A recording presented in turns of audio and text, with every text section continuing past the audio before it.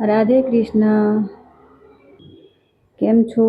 तो आज मेरी रेसिपी है हरी प्याज गोभी टमाटर की सब्जी और दाल भात।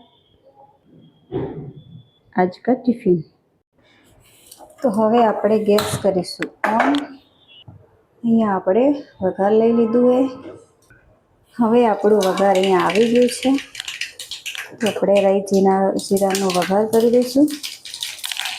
उसके बाद એ સમારેલી કોબી। હવે આપણે સમારેલા ટામેટા એડ કરી દઈશું। હવે આપણે સમારેલી हरी प्याज ऐड कर दीશું। હવે આને બરાબર મિક્સ કરીને થોડી વાર ऐसे ही छोड़ देंगे।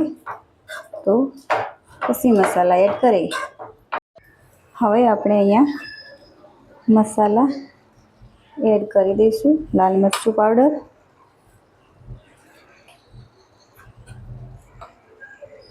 हल्दी पाउडर,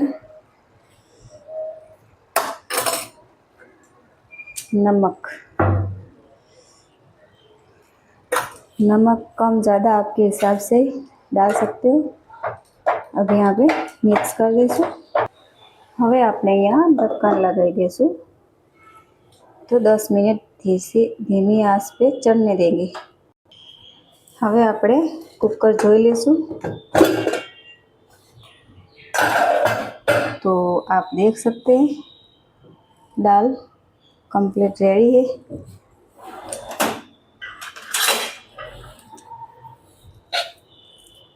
तो હવે આપણે આમાં તડકા લગાવી દઈશું।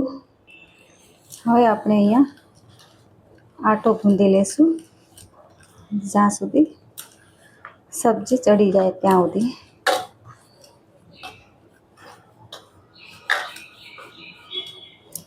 મોણ નાખ્યો અને બરાબર મિક્સ કરી દઈએ। પછી પાણી નાખીને આટો ગૂંધી દઈએ।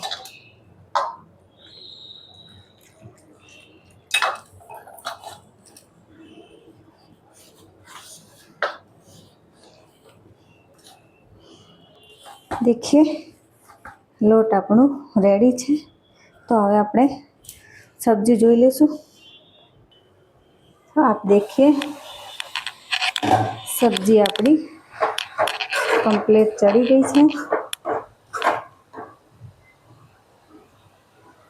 तो હવે આપણે ગેસ કરીશું બંધ અને ઢક્કન ઢાંકીને થોડી વાર રહેવા દઈશું।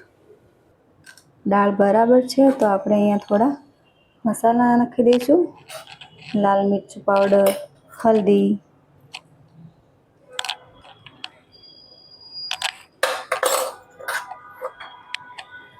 1 ચમચી નમક। પછી આપણે હવે ખાલી તડકો લગાવવાનો છે।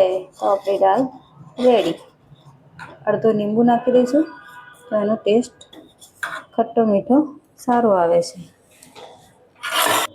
હવે આપણે દાળનો તડકો લગાવી દઈશું। હવે આપણું વઘાર કરી દઈશું।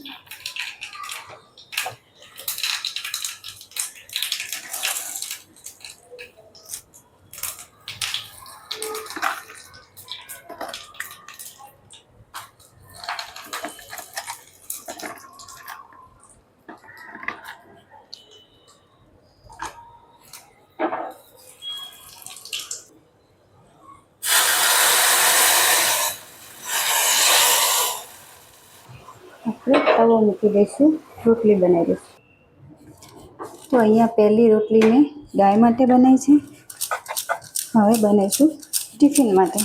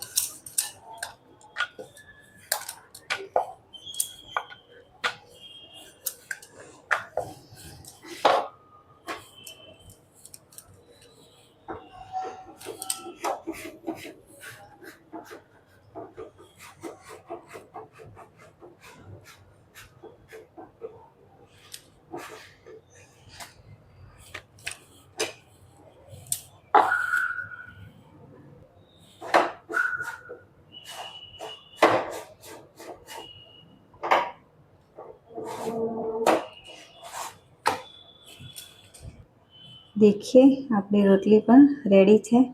તો હવે આપણે ટિફિન ભરી દઈશું.